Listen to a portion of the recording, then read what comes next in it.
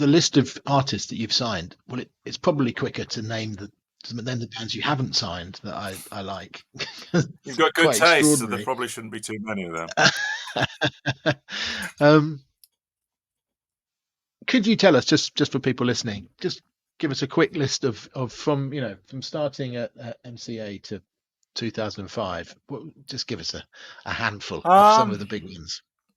Well, I was incredibly lucky. The first artist I signed was Blur, and I had a relationship which continued throughout my career with the members of the band, particularly with Damon. So I got to sign and work with Gorillaz as well further down the line. When I moved to EMI, I guess the first big act I signed was Elastica, which obviously was connected in some ways with Blur. But after that, I did Supergrass, and I was very lucky that the kind of music that I loved, which was that kind of guitar-driven power pop, very much fell into vogue at the time. So I was signing a lot of British guitar acts, people like Teenage Fan Club, Blue Tones, one of those from Sweden. I was working with Robbie Williams, Polly Harvey, Beth Orton, Dubstar, and then it was interesting. There was a definite change, and because we were quite siloed, the music I was finding it by sort of like the later 90s. To me, the music that was coming out of breakbeat bands like Chemical Brothers, Left Field, Fatboy Slim, and the French stuff, Air, Daft Punk, that was far more exciting to me than really what was happening with British guitar music. But I was very much the guy that signed British guitar bands. So, I stayed, to be honest, a little bit in my lane. And it wasn't, I didn't find it the most creatively rewarding time. I did sign some interesting stuff back then. I signed the Beta Band. I signed the Avalanches. I signed a few things that I loved that didn't work. I signed Gay Dad and Ultrasound, who I think are both incredible artists, but sadly they never broke through. And then with the turn of the decade, there was a real rebirth, and I was feeling it anyway with bands like the Coral that I work with. There was some, a return back to the kind of like more garage band, rock and roll kind of music that I loved, and I just signed Star Sailor, who were probably the apogee of those kind of great big melodic singer-songwriter orientated artists of the late 90s, Coldplay being the most successful, but you look at bands like Travis and Stereophonics, maybe. There was a lot of those kind of big singer-songwriter orientated bands. But then suddenly I remember Jeanette Lee sent me a photo of the Strokes sitting in the Mercury Lounge, and she just sort of like said, "Happy New Year." And this would have been 2001. And I heard the first single and just went, "Oh my God, this is the most exciting new band I've heard in 5 years." And as it happened, it was probably not the best time to try and sign that band. My first daughter had just been born, so I had far more important things to do than chase after a bunch of young lads from New York. But I very quickly got out of changing nappies, and I signed the White Stripes, and then assigned.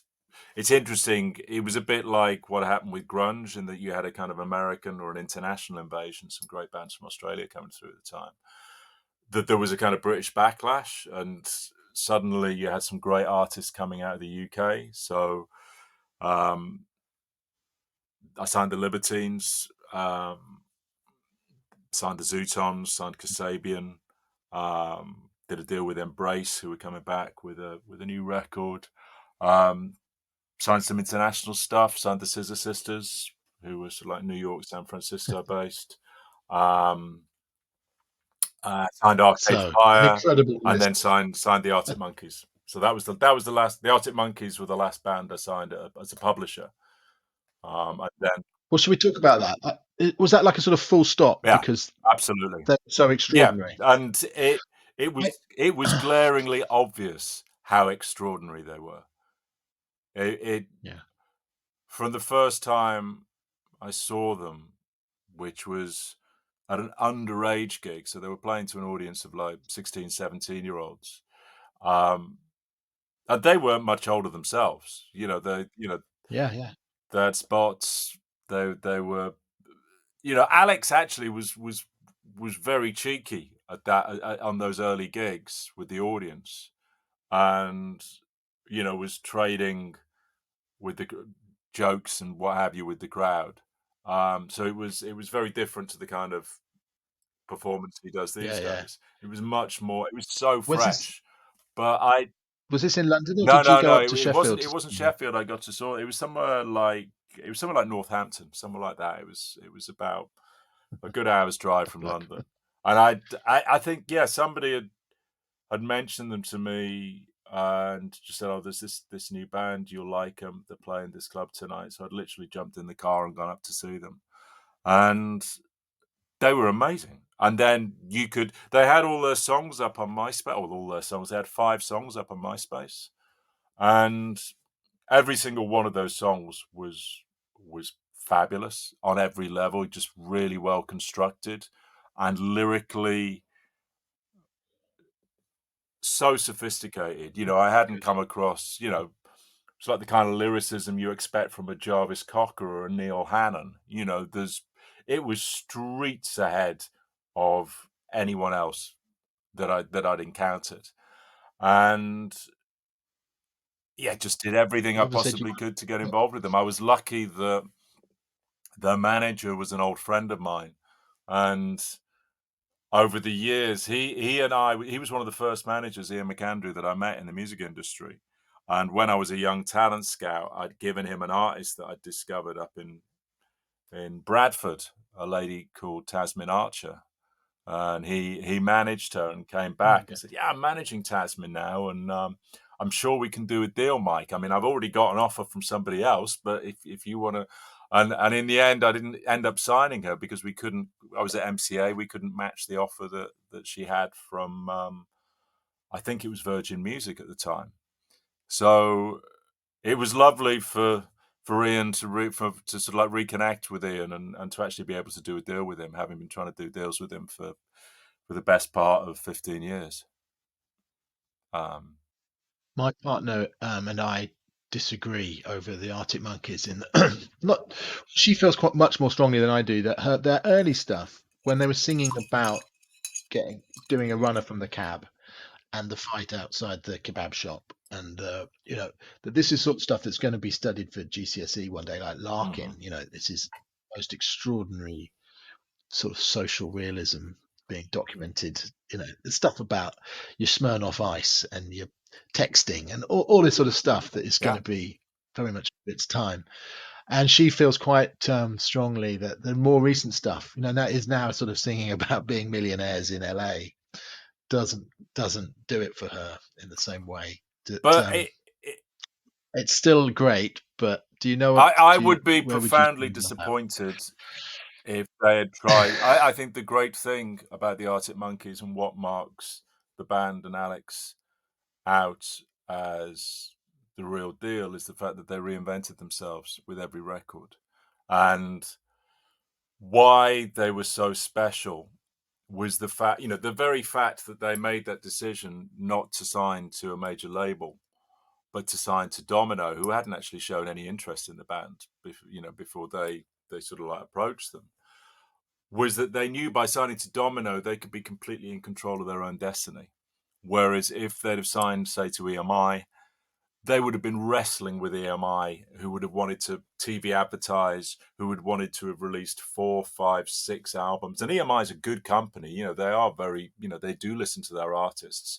But there would have been so much pressure to go, come on, we've sold 1 million records. We can easily sell another million, maybe 2. You guys could be as big as Oasis. And I think what was so great about the Arctic Monkeys is that they probably looked at a band like Oasis and looked at plenty of other examples and just went, yeah, being the biggest band in the world isn't necessarily what we're actually trying to do here.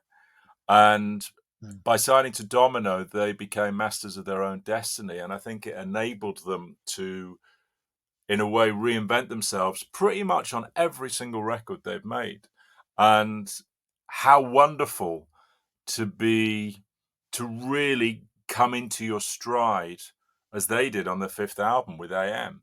So, you know, it was a tough, challenging time when they were still teenagers dealing with the success of their debut album.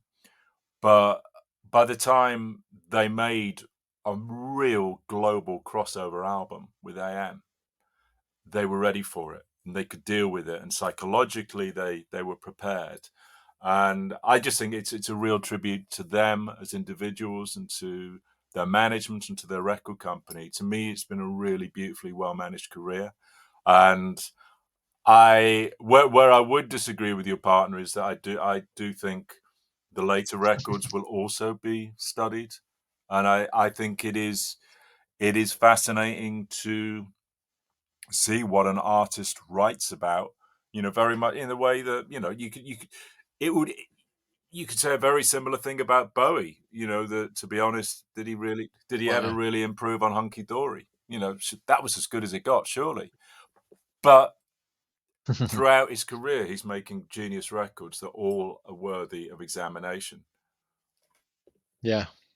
Well, Bowie leads me nicely to another question I was going to ask. These are all in totally Yeah, hodgepodge order. It's dive going to in. take me months of editing to try and make this coherent.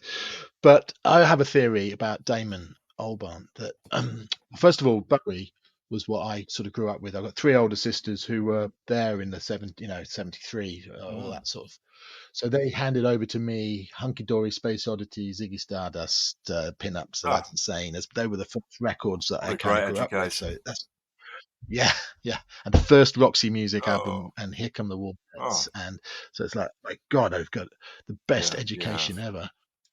Anyway, but the thing I think that's been extraordinary about Bowie is that despite all of his different incarnations, I think he's unique in, or up until this point, he was unique in that even if sometimes they were terrible vehicles, Tin Machine or whatever, but it was always him, and they could be so different if he's doing sort of funk and soul in the mid 70s or ambient stuff in Yeah, Berlin or new romantics, all the different phases, so different, and yet it's always very identifiably yeah, him, and that's an extraordinary thing to have that oneness of the voice and lyrics and everything, that it's always him. And it just suddenly struck me that about a year ago, I think maybe Damon Albarn has done something similar in that from Blur to Gorillaz to Good, the Bad, and the Queen, and solo stuff. It's all very different, actually, yeah. musically. It was stuff, there are some sort of little notes of similarity, but so different. And yet, when I listen to it, I could just listen to it all in one sort of playlist, and it sort of sounds, Yeah, if you linear. It a sounds, very when you get to see quite a rare Damon Albarn solo show, he will put songs in from every single aspect of his career. But you'll get a song from, you know, his opera Dr. D, which will then be sitting alongside a Blur song and a Gorillaz song and a song from a solo album and a song from the Good, the Bad, and the Queen, and it's beautiful to see the way that it all comes together. But that's, you know,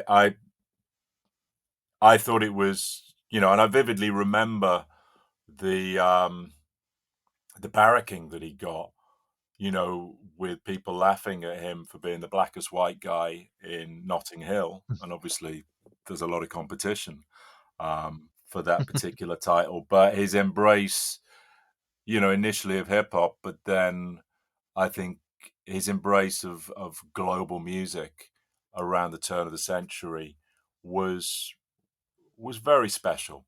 And obviously, he wasn't the first white artist who'd had a lot of pop success to do that.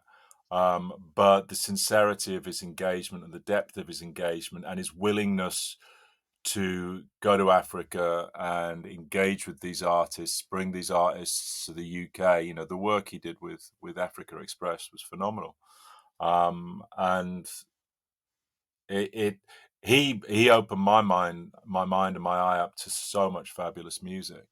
And I think that's where it Yeah. got really interesting. You know, I adore the music he's made throughout his career. And Blur in particular will always have, obviously, an incredibly special place in my heart. But it was so exciting to see Gorillaz become sort of as Gorillaz as a musical entity be a vehicle that would enable him to bring all of his different musical interests together in one band.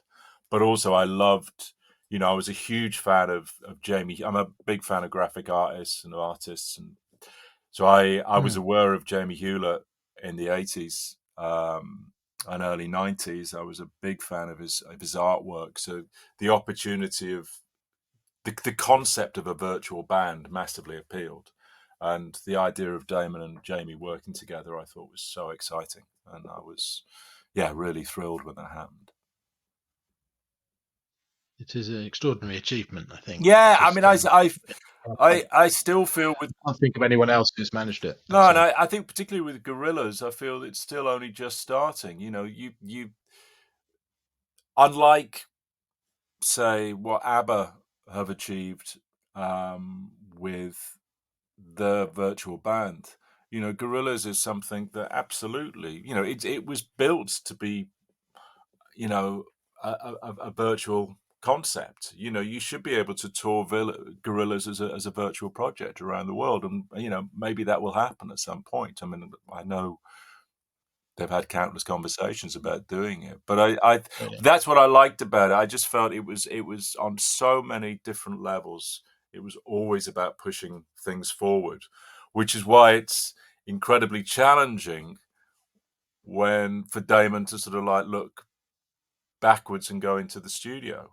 And I found last year profoundly moving because really certainly for the first time since the band had split in the early noughties, they'd come back and made a really important and coherent musical statement with the Barrett for Darren Allen album, which I thought was musically stood up alongside the very best records of Blur's career, and was a great meditation on life in your mid-50s. And I love being able to grow old with artists and sort of like, you know, they've been guiding your way as a youngster. You know, Nick Cave for me is the one that does it better than anyone else. You know, I've been following Nick Cave's career, you know, since I was a teenager, and you know, he's in his mid-60s and I'm in my late 50s. You know, and I'm eagerly sort of like waiting for the next dispatches from the Edge from Nick Cave. Tell me what it's like being in your mid-60s. You know, I love Yeah. I love growing old with artists and hearing what they have to say. And I think I found that Blur album very profound in that way. I know what you mean. There's I've got friends who we still, you know, my friends from the 90s, from uni and stuff, we're friends because of music, and there's a certain type of friend you have, and you go for a pint and it's just still music. Like I it's think like we're still sadly most of my friends. Yeah, well, that's great. Funnily enough, Andrew, who can't be my co-host on this, is the only friend I have really who's not that bothered about music. Apart from that, I find it quite hard to be friends with people who aren't that bothered. But he's a friend from when I was 12, so he kind of like that. We're you know, so that's. But I've discovered, you know, when I've reflected on it, all of my friendship groups throughout my life, going back, you know, I'm lucky that like you, I've still got friends that I knew when I was 12 years old. But what has bonded us together is music, and you know, there's not that many friends. There are some, but not that many. There isn't a strong musical bond between us. Yeah, yeah. Well, I still have dinner parties with friends from then, and all our wives go to bed. Oh God, they're talking about music now. What else is there to talk about? We had to make promises. We won't talk about the band. But no, what I was going to say was that there was a funny thing that happened when the Star Wars, what it would be, the seventh one came out. And at the end you saw Luke Skywalker, and I had several friends who all sort of this visceral reaction to that, because they it somehow took them back to being. They went to see the first one with Yeah. their dad, who's now passed away, and there's all this meaning in it, that so much memory of your life is tied up in it, that it had created. People were in tears. There was something about the Narcissist single coming out that I spoke to a couple of people, and we were like, yeah, I was the same. There was something about it. At the Wembley Arena show, at Wembley Stadium shows last summer, I saw a lot of people around me in tears, and I was blubbing. I was an absolute mess, and for some reason, the Narcissist in particular, I think the musical rather than the lyrical element of that is so powerful.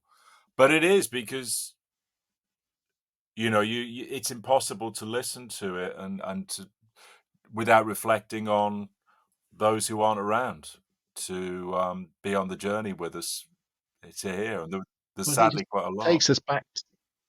Yeah, it takes us back to 1995, 96, and being young, and all the world looking so different ahead of So you. much optimism, so much promise, and Yeah. anything. It really, really could happen.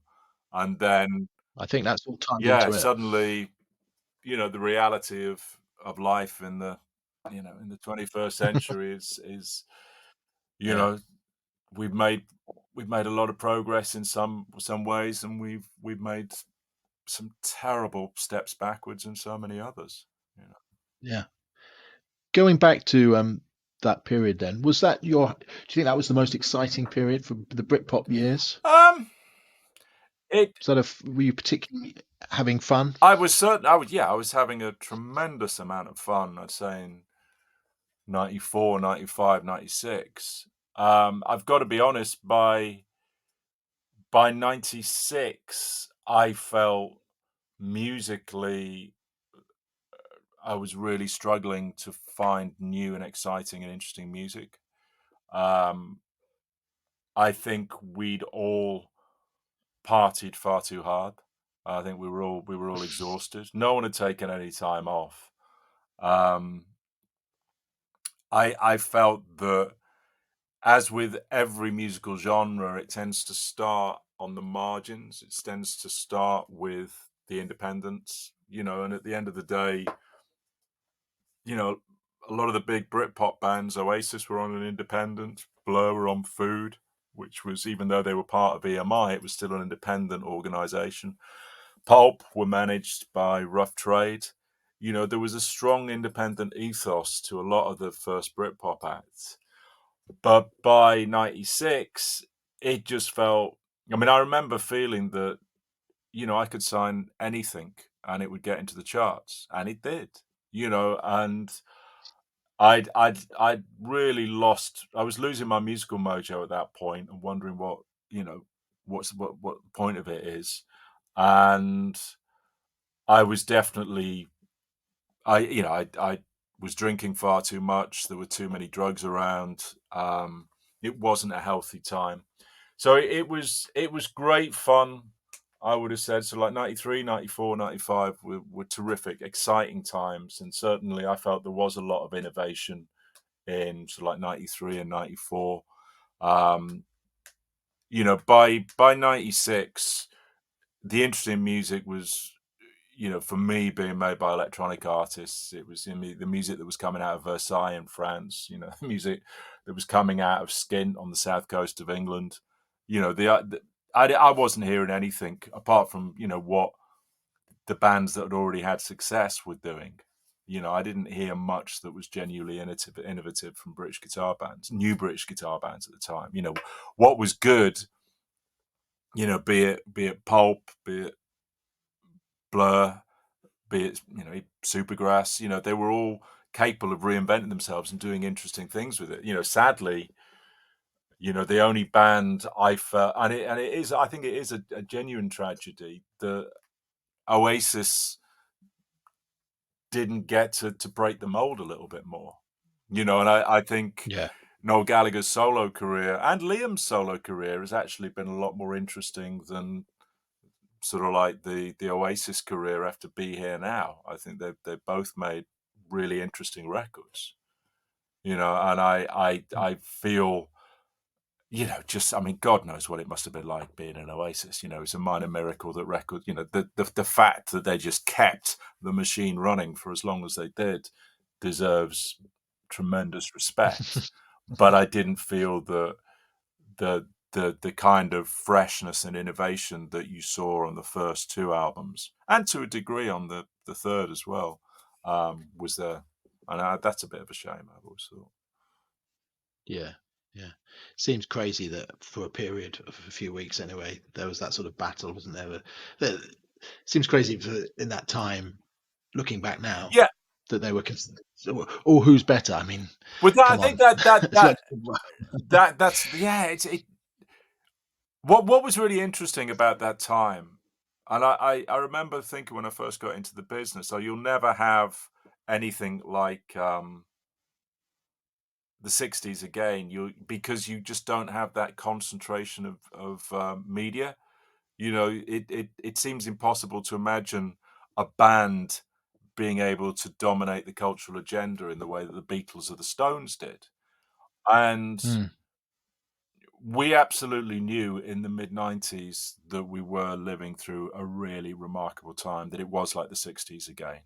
And it's and I have that reaffirmed very much by my daughters looking back to that period and just going, my God, what it must have been remarkable. And it was remarkable. It wasn't, there's a lot about it that was not great. I don't think it was at all a healthy time. I don't think we weren't as kind or as thoughtful to each other as we should have been. But it was a pretty amazing time. Yeah, I was very lucky. I was in a position of responsibility at a record company, and I was a middle class white guy. You couldn't have. Yeah, I was in a very fortunate position, but I don't think, there's a lot about those times that were not great, and I think it's important that that's acknowledged as well. And I think we paid a high price for that, and the amount of casualties that came out of that era is a testimony to that price. You mentioned the book Yeah, 1999 and 2000 being a sort of an important moment and change, and Arctic Monkeys being a kind of full stop.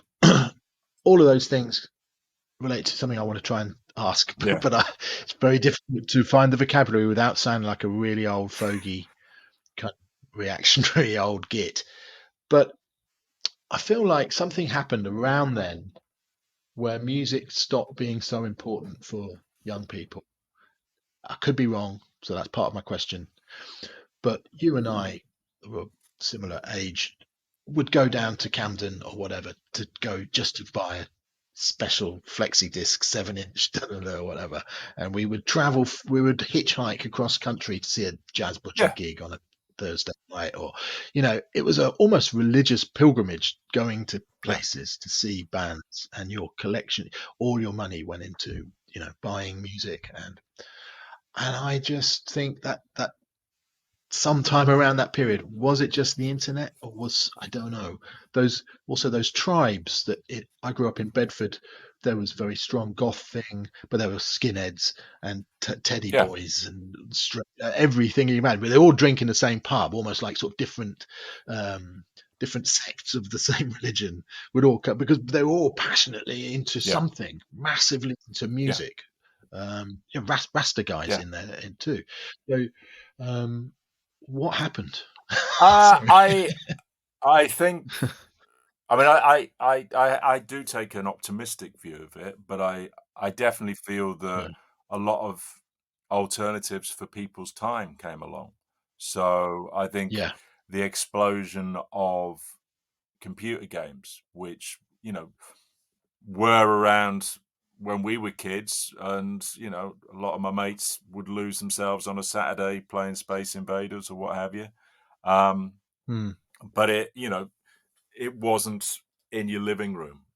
And crucially, it wasn't on something you could hold in your hand. And I think, the ability, for the great thing about music is that it was how you communicated with people. It was your badge of identity. It was, being able to walk around school with an album under your arm was a way of showing this is what I believe in. I'm walking around with Raven by the Stranglers, or Bomber by Motorhead, or Born to Run by Bruce Springsteen, or, you know, Joy Division, or whatever under your arm. And then, I remember when people were starting to walk around with ABC under their arms, and sort of like music became a real easy way of sort of like saying this is what I'm about, this is what I like. Somebody would be struggling to come to terms with their sexuality, but could sort of like would be listening to Sylvester. So it Yeah. was the it was a very very clear idea, and by 2000 and the years after that, there were so many other ways to communicate that, and everything could be done through your. I mean, obviously now everything is done through your phone. Social media is how you construct your identity. It's not what you know. It's still. God knows, I'm still posting 2 pictures a day of what I'm listening to. So I'm still very much walking around with a record under my arm. But it's Yeah. yeah, I feel that's taken away the ability of music to bond people together the way that it did. However, I mean, and I appreciate my daughters are obviously not typical, but I try and then look through their friends and how they react to music. And music I see as still being incredibly important to their generation and how they define themselves. And, it isn't just about, what was lovely is sort of like seeing, particularly my younger daughter. Well, both my daughters are very passionate about music, but seeing the way that they would be into chart sounds, and then I'm very dismissive of anything that I work with. Then they'd be curious about what I was working with. Then they'd actually like what I worked with. Then they started getting into hip hop, British hip hop in a big way, and grime, to a lesser extent drill, and then sort of like emerge. My youngest daughter's 21, my eldest is 23, and they've got, you can see their musical personalities opening out a bit more. My elder daughter likes guitar based music a little bit more than my younger daughter, although they both have very Catholic tastes. How old are So they're they? 21 and 23. Okay. Um, Which on your bank, very impressive bank of vinyl behind you, is there anything they took to from there that you're particularly pleased um, about? well, certainly, like I think, yeah, the Arctic Monkeys, Uh-huh. the Killers. Yeah, I couldn't. I tried to educate them a little bit, but they'd always, they have to discover it themselves. You can't, when you're 21 years old, you're not going to listen to your dad, and certainly when you're 17 years old, even if your dad's in the music business working with some people you admire, you're still going to be a bit dismissive of it. But it was always lovely to sort of like come in and find Scarlett singing a Fountains of Wayne song. And you're going, what the, where did, and it would have come because she'd have either, it would have been in a film or it would have been a meme or something, and it would have blown up. And that's why it was, it's always so exciting when, something like Running Up That Hill becomes a big deal, or Vienna Yeah. by Billy Joel becomes a big deal. But having said that, trying to go Running Up That Hill, that's amazing. You've got to listen to The Hounds of Love. This album is amazing from start to finish. There is not a Yeah. moment that isn't brilliant. Nah, just want to listen Yeah. to Running Up That Hill again. Yeah. That's my least favorite song on the I whole know. album.